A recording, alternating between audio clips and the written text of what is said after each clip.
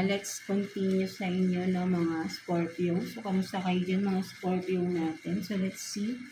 Sino yung taong nag-iisip sa inyo at ano yung iniisip ng tao na ito, no? Mga Scorpio natin. Let's see. Kuha tayo ng one card for you, Scorpio. Tingnan natin. Sino ba tong taong nag-iisip sa inyo? So, meron ka ditong piercing, no? So, for some of you Scorpio, no, this person or ikaw, no, again, energies can be vice versa, no. So, this person, no, may earrings, may piercings siya, no, kasi pag sinabing piercing, no, sa ibang part ng katawan, no, meron siyang hikaw, no, something like that, no. So, yeah, specific, no, for some of you, may hikaw to sa ibang part ng kanyang katawan, no? O, yeah, something like that, no? Piercing, no? So, tingnan pa natin, sino ba itong person na ito na nag-iisip sa inyo, Scorpio, no? Kuha tayo ng 2 cards here for you, Scorpio. Let's see. Sino itong nag-iisip sa inyo, Scorpio?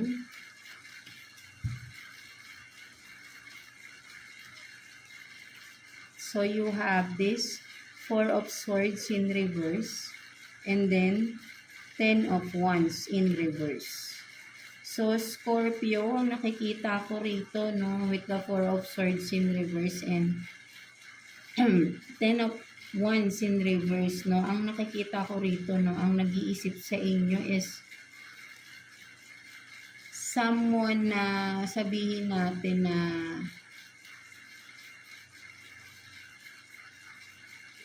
ano siya no? Parang emotional itong tao na ito. Someone na parang sabihin natin na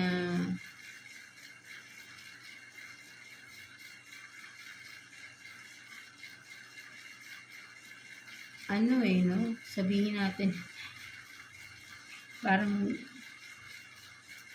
may nakikita ko rito na parang this person is ano na siya na parang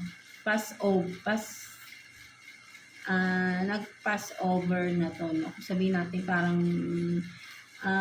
nakikita ko rito, Scorpio, no, this person is sabihin natin yung wala na siya, no? Kumbaga parang sabihin natin na ano na siya, no? Parang expired, no? Yeah, someone past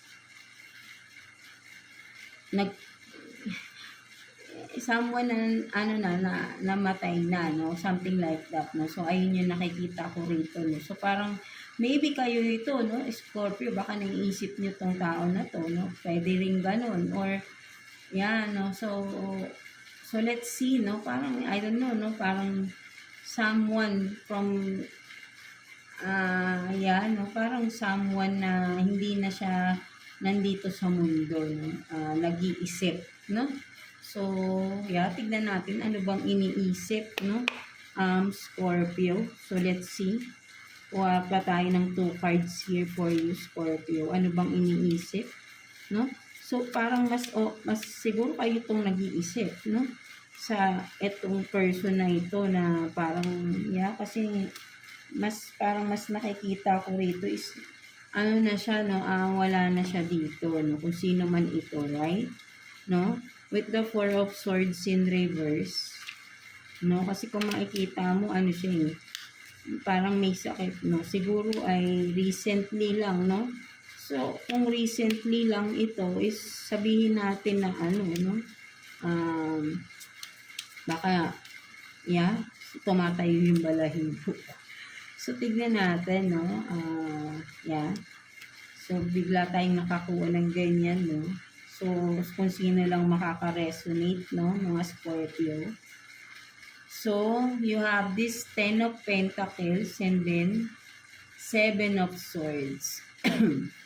So, yeah, nakikita ko rito, no, kaya kanya iniisip, no, kasi,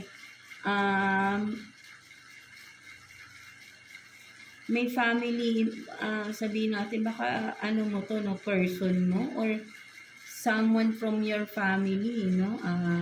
Yan, no? With the 10 of Pentacles here, no? And with the 7 of Swords, no? Parang kaya ka iniisip ng tao na at this person na nag-pass away na, no? Siguro recently lang, no? So baka parang nakakita mo pa or maybe kasi nagpaparamdam pa ito or recently lang, no?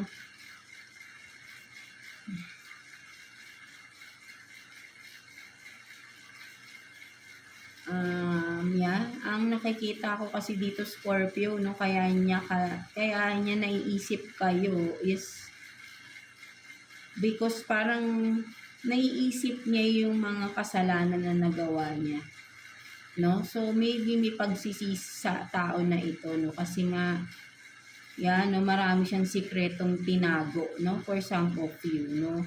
And now parang nawala yung chance na manghingi siya ng patawad or magsabi or mag-confess ba sa mga naging kasalanan niya sa inyo, no, Scorpio, because nga 'di ba nakikita ko is nag-passed away na tong person. Maybe before siya kung sabihin natin baka if for some of you baka this person is sabihin natin dahil sa sakit, no, maybe, no, siguro naiisip niya na yun na humingi ng tawad, no, but then hindi niya nagawa, no, full of secrets, no, and this person is involved sa family, no, something like that, no? So pwedeng person mo ito, no, pwedeng partner mo, pwedeng member of your family, no, something like that, no. Yan, no, kasi parang may mga itinago siya, no, and nawala yung chance na sana nakahingi man lang siya ng patawad, no. So if naka-resonate ka dito, Scorpio, no, so maybe ay pinaparating ng person na ito na this person na who passed away, no, ay humihingi siya ng patawad, no, sa mga nagawa niya na kasalanan sa inyo, no, sa mga sikreto or pwedeng sabihin natin pagsisinungaling ng tao na ito, no, something like that, no. So parang ayun yung nakikita ko rito, no, pinagsisisihan niya yun at kumbaga parang sana ay nasabi niya, no, before siya nawala dito sa mundo, no. But then kung napapanood mo to right now at naka-resonate ka, no, so pinaparating ng this soul, no, spirit, no, na humihingi siya ng tawad sa lahat ng nagawa niyang kasalanan. So maybe this person is this soul is asking for your forgiveness, no, at siguro kausapin mo na lang din at patawarin mo na kung hindi mo pa siya napapatawad, no, mga Scorpio. So para siguro maging at peace na din siya, no, kung nasan man siya right now, no. So and vice versa, no. So maybe talaga kasi pag may hindi tayo pinapatawad, di ba, mabigat rin sa kalooban natin, no. Nagiging burden yan sa buhay natin. So release and forgive this person na I think is sincere naman, no, sa paghingi ng apology sa inyo, no, mga Scorpio natin, no. So medyo heavy yung nakuha natin, no, na energy sa inyo, Scorpio, no, na sumasakit yung kamay ko.